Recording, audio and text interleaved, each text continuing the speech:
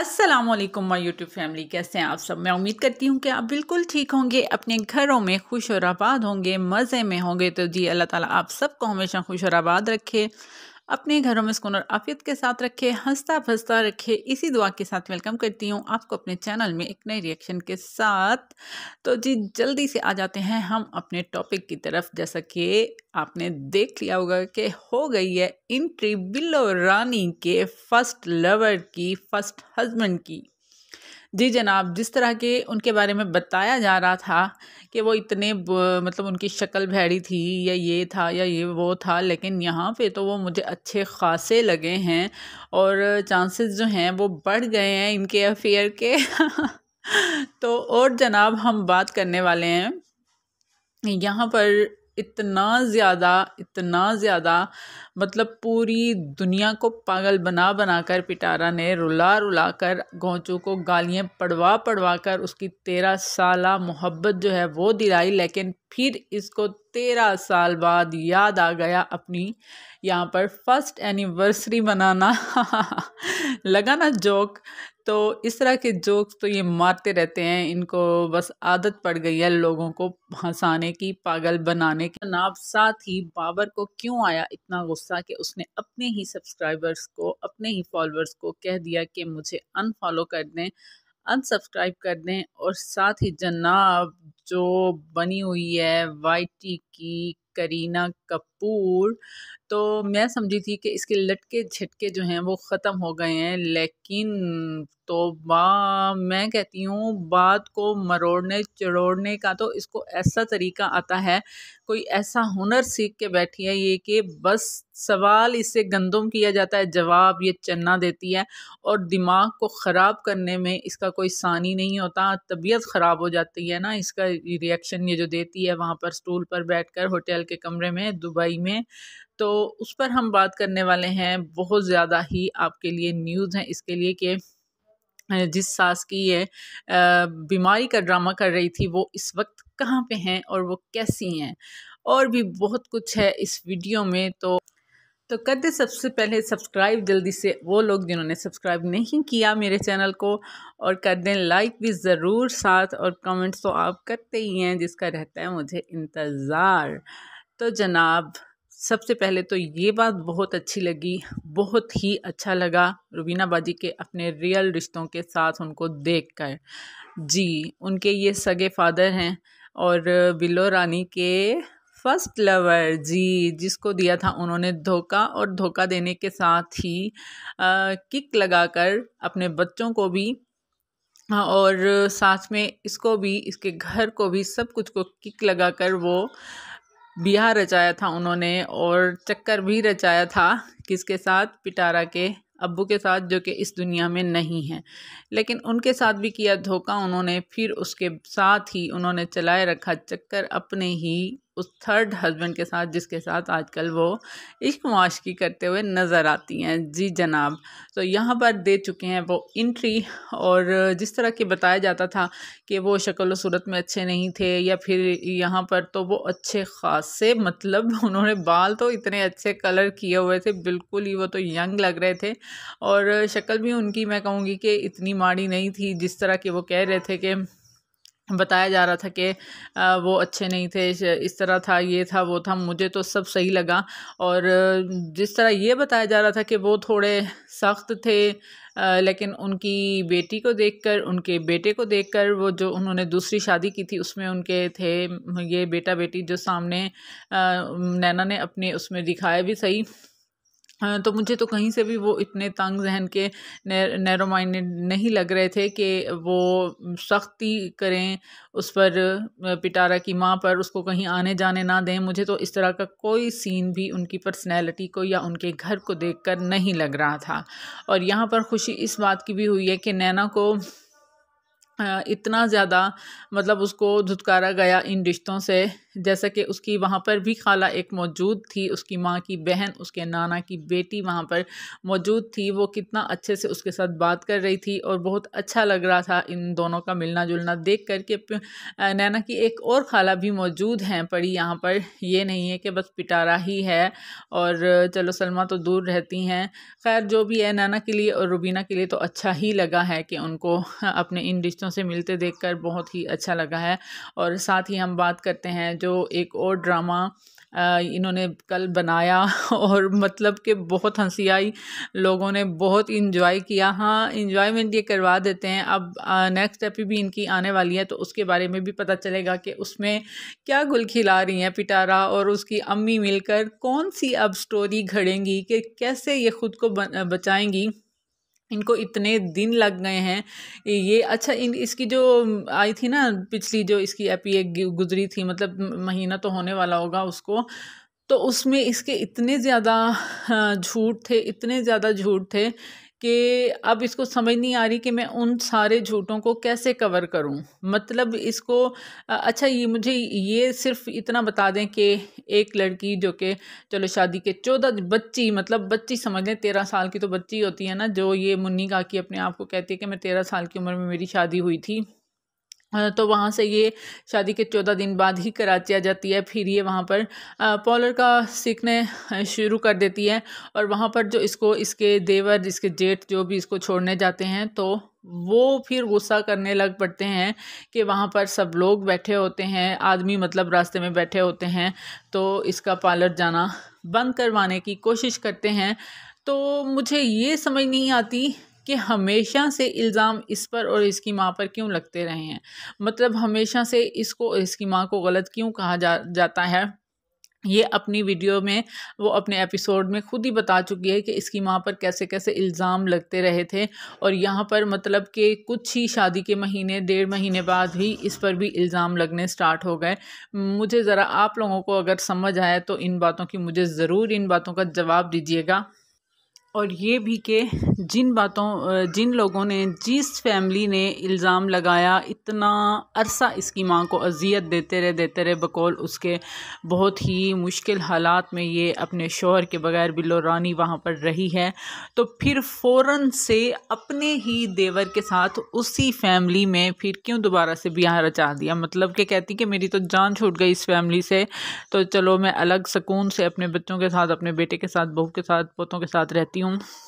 लेकिन नहीं, उसी फैमिली में अपनी बेटी की शादी भी कर दी और ये जानते हुए कि उसका देवर किस कमाश का है, जो रुबीना नैना लोगों का इनका वालिद है, कि वो किस तरह का है, फिर भी अपनी ही सगी वो वाली बेटी जिसको 3-3.5 साल की उम्र में ही छोड़ दिया था, तो फिर उसको कैसे अपनी नौकरी के लिए ब्याह कर लेकर आई, जबकि इनको ये मालूम था कि वो कोई काम भी नहीं करता, कुछ भी नहीं करता। तो बस मुझे समझ नहीं आती इस माँ की। आपको समझ आए तो मुझे ज़रूर बताइएगा। और यहाँ पर आगे हम बात करते हैं जी, कल जो एक ड्रामा किया गया और मुझे तो हंसी आ रही थी कि गोंचू को उसको वीडियो पे लगाकर, कैमरा पे लगाकर मोबाइल पे, तो कैसे खाने की टेबल पर रखा हुआ था दरमियान में उसको, और इतने सालों से कभी भी एक दिन भी इसको तो शायद कभी याद भी नहीं होगा कि वाकई में इसकी शादी किस तारीख को हुई थी या फिर कुछ, क्योंकि पीछे इसने जिस तरह से अपनी लाइफ गुजारी है इजाज़ शाह के साथ या फिर और मर्दों के साथ, तो ऐसी औरतों को अपनी एनिवर्सरी का कुछ भी पता नहीं होता। और ये घोंचू को घास भी नहीं डालती थी, सिर्फ पैसा उसके मुंह पर फेंकती थी कि जहाँ से भी ये जिस तरह का भी पैसा हो वो बस इसके मुंह पर फेंकती थी और बस इसको साइड पे रखती थी। और आज भी इनकी लाइफ ऐसे ही गुजर रही है कि ये दोनों अपना रूम तक शेयर नहीं करते। जो भी दिखाया जाता है वो सब बकवास होता है, फेक होता है, ड्रामा होता है। इनकी रियल लाइफ जो है वो बिल्कुल अपोजिट है जो ये लोग यहाँ पर दिखाते हैं।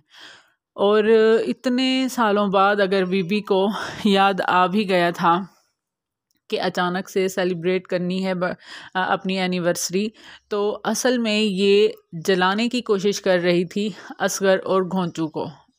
वो असगर और इजाज़ शाह को इसलिए क्योंकि वो बार बार आकर बता रहे हैं कि मैं इसको अब गुड बाय बोल चुका हूँ, मेरी मिसेस बहुत अच्छी हैं। वो बार बार इस तरह की आकर बातें कर रहा है वाईटी पर।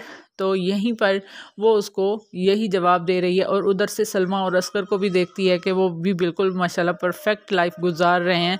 तो वहीं पर इसको इस बात की तकलीफ़ होती है कि ये सब तो अपनी अपनी बीवियों के साथ अपनी लाइफ में खुश हैं, इजाज़ शाह का भी बेटा भी हो गया है, तो मैं क्यों ना घोंचू के साथ ये सब कुछ दिखाऊं और इनको जलाऊं। सिर्फ यही वजह है, बाकी तो ये सूंघना भी पसंद ना करे घोंचू को जिस तरह का वो है। खैर आगे आते हैं हम अपने दिलचस्प टॉपिक की तरफ। जी, तो हमारी फसादन जो हैं यहाँ पर आकर उन्होंने इतने ज़्यादा फिर से झूठ बोलने शुरू कर दिए, मुझे तो ये समझ नहीं आती कि वो हैं क्या चीज़। जब आप यहाँ पर आ रहे हो, ठीक है ना, एक बंदा है कि अगर तुम स्टार्ट से ही तुम एक कोना पकड़ कर बैठती, ना आप अपने बेडरूम का विज़िट करवाती, ना किचन का विज़िट करवाती, ना घर का, ना बच्चों का, ना हस्बैंड का, तो फिर कोई भी आपसे नहीं पूछता कि बीबी आप पाकिस्तान में हो, लाहौर में हो, दुबई में हो, जद्दे में हो, कहाँ भी हो, कहाँ मर्जी आप बैठी रहती, कोई कभी भी आपसे ये क्वेश्चन नहीं करता। जबकि आपने अपना सब कुछ यहाँ पर खुद ही दिखाया हुआ है, सब कुछ आपने शेयर किया हुआ है।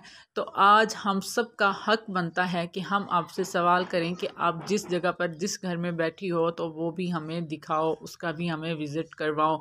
क्योंकि ये घर में नहीं बैठी, ना ये पाकिस्तान में बैठी हैं, ना ही ये लाहौर में बैठी हैं। इतना तो आप सब लोगों को पता चल ही चुका होगा कि ये कहाँ पर बैठी हैं और ये यहाँ पर क्या कर रही हैं।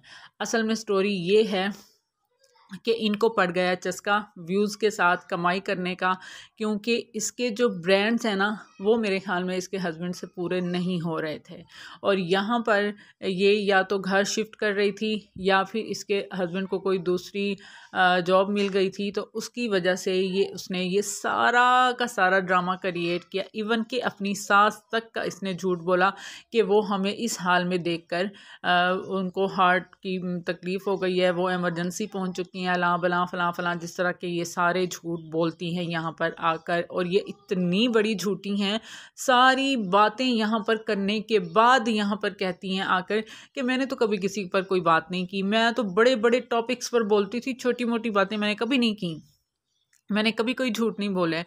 और इनके इतने झूठ, मतलब हम इसकी हर वीडियो में इसके झूठ पकड़ लेते हैं, इसको फिर भी शर्म नहीं आती यहाँ पर आकर बैठकर इतने बड़े बड़े झूठ बोलती है, इतना लोगों को गुमराह करती है। यकीन करें, मैं इसका कल वाला जो मैंने इसका रिएक्शन देखा, मेरा दिमाग घूम गया। मेरे सामने अगर ये होती ना तो शायद ही मैं ना इसको जूता उठा के मार देती, क्योंकि ये इतनी गलत बातें कर रही थी, इतनी गलत बातें कर रही थी। ये हर चीज़ का इल्ज़ाम जो है वो सलमा पर लगा रही थी। और यहाँ पर देखें कि उसकी लाइफ जो है वो भी हमारे सामने है, जिस तरह के उसके दिन चल रहे हैं, जिस तरह से वो मेहनत कर रही है और जिस तरह के मतलब उनके हालात हैं, उनका जो भी फैमिली बैकग्राउंड है, सारा कुछ वो सामने है। तो वो कहाँ से इसको निकलवाएगी, वो लोग उनका मतलब इतना बड़ा हाथ कैसे हो सकता है कि वो सारा कुछ अब ऊपर टाइटल ऐसे फजूल लगाएगी ना कि सलमा ने इतने पैसे भरे हैं हमें ये करने के लिए, हमें वो करने के लिए। मतलब इसको ज़रा भी शर्म नहीं आती। ये अपनी मर्ज़ी से वहाँ पर आकर, मैंने आपसे कुछ दिन पहले भी कहा था कि इसके आप हेयर्स देखें, ये नई ट्रीटमेंट करवा के आई हुई थी, ठीक है ना। और उसके बाद ये बताती है कि जिन हालात में ये वहाँ पर से निकली है अचानक से। और साथ ही मैं आपसे ये कह देती हूँ कि कोई इसका सामान जो है घर का वो यहाँ पर पाकिस्तान में नहीं आया, बल्कि ये उधर ही उसने कोई और जगह शिफ्ट हो गई है, कोई और फ्लैट वगैरह ले लिया है, तो वहीं पर ही इसने वो शिफ्ट करवाया है। ये सारी बकवास थी। एक आध महीना पहले ही इसने रो धो के एक वीडियो डाली थी और कहा था कि मैं वक्त आने पर सब कुछ बताऊँगी। ये पूरी इसकी प्लानिंग थी सिर्फ व्यूज़ लेने के लिए, सिर्फ लोगों को पागल बनाने के लिए। और जिसको ये कहती है ना मेरी यूट्यूब फैमिली, कोई अपनी फैमिली के साथ इस तरह से झूठ बोलता है? भला बताएं कि कोई अपनी फैमिली को इतना धोखा देता है? ये सब की सब जो है ना यहाँ पर आकर बकवास करती हैं और फैमिली कर कर यहाँ पर झूठ बोलती हैं और फिर पूरे के पूरे ये नक्शे कदम पर चलने की कोशिश कर रही है पिटारा के। क्योंकि पिटारा की बहन जो बनी हुई है, तो इसने सोचा मैं भी उसकी तरह ही झूठ बोलकर व्यूज़ लेकर, लेकिन ये उस तरह नहीं कर पा रही। इसके भांडे फोड़ने वाले यहाँ पर बहुत बैठे हैं और ये जो दुबई में वहाँ पर बैठकर रिएक्शन देती है, इसको इतना कोई तप चढ़ा है कि इसको पकड़ कैसे लिया गया, इसको कैसे, मतलब आप जो रिएक्शन देती यहाँ पर देने वाली बैठी होती हैं, वो क्या यहाँ पर चने बेच रही होती हैं? नहीं बीबी, हमारी हर एक चीज़ पर नज़र होती है। तो मैंने कहा था कि तुम हेयर ट्रीटमेंट करवा कर ही आई हो, और तुम हेयर ट्रीटमेंट करवा कर आई थी, और आपने स्टार्ट में देखा होगा कि जिस औरत का सब कुछ लुट गया हो, तो क्या वो हेयर ट्रीटमेंट करवा कर और जनाब साथ में सारा कुछ ये मेकअप शेकअप कर कर, मतलब जब ये अपने घर से अपलोड करती थी वीडियो, जब बनाती थी वहाँ पर सऊदी में, तो यकीन करें इसकी शक्ल बहुत बुरी लगती थी। मतलब मेकअप के बगैर जब ये बैठती थी तो बहुत ही बुरी लगती थी। इसके जो डार्क सर्कल सब कुछ नज़र आता था। लेकिन जब से ये यहाँ पर आई है तो इसके पहनने ओढ़ने को देखें आप, और इसके मेकअप को देखें। पहले 1-2 दिन वो रेड सूट में ये करती रही अपना रिएक्शन, अपने दुखड़े, मतलब रोती रही, तो उसमें भी ये अच्छा खासा मेकअप करके आई हुई होती थी। तो मुझे बताएं, जिसके साथ ऐसा कुछ हुआ हो तो क्या वो ऐसे होती है हिम्मत इन हालात में? अगर किसी औरत के साथ इस तरह का खुदा न खास्ता मामला हो जाए, उसके हस्बैंड की जॉब चली जाए, घर चला जाए, मतलब दर-बदर हो जाए, वो सारा कुछ इस तरह से ख़त्म हो जाए, तो क्या इन चीज़ों के लिए हिम्मत रहती है? मुझे तो नहीं लगता कि ज़रा सी भी परेशानी हो तो मैं तो मुंह भी नहीं धो सकती। मैं ये आपको बता दूं अपनी नेचर, कि ज़रा सा भी अगर कोई भी परेशानी हो, कोई बच्चा भी खुदा न खास्ता कभी बीमार हो, तो बस कुछ भी करने को दिल नहीं करता।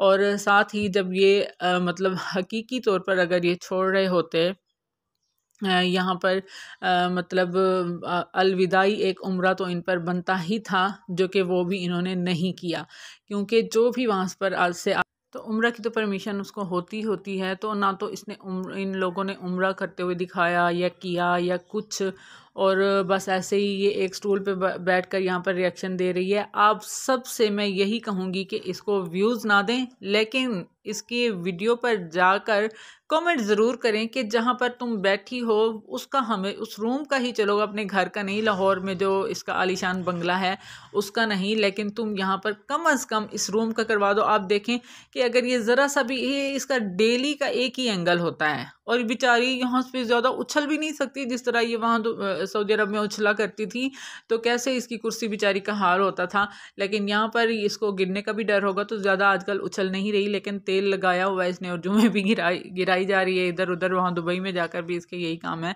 तो अगर ये ज़रा सा भी अपने कैमरे का एंगल चेंज करती है तो साथ में आपको टेबल नज़र आएगी और साथ में बेड नज़र आएगा, क्योंकि उस रूम में कोई भी सोफ़ा या बड़ी इस तरह की कोई कुर्सी नहीं है। जी, ये है इसकी असलियत। ये वहाँ पर जो अयाशी करने, न्यू ईयर सेलिब्रेट करने गई हुई है अपनी सास के साथ, जिसकी बीमारी का इसने ड्रामा भी रचाया अपनी नंद के पास, अपने शौहर और बच्चों के साथ। ये कुछ दिनों बाद ही खुद ही ये कोई और कहानी घड़ कर सब कुछ यहाँ पर एक्सपोज कर देगी, और फिर मेरी वही इमोशनल भोली भाली बहनें होंगी जो जाकर इसकी वीडियो में कमेंट कर रही होंगी और इसको मुबारकबाद दे रही होंगी और खुश हो रही होंगी, अला बला फला जो भी है।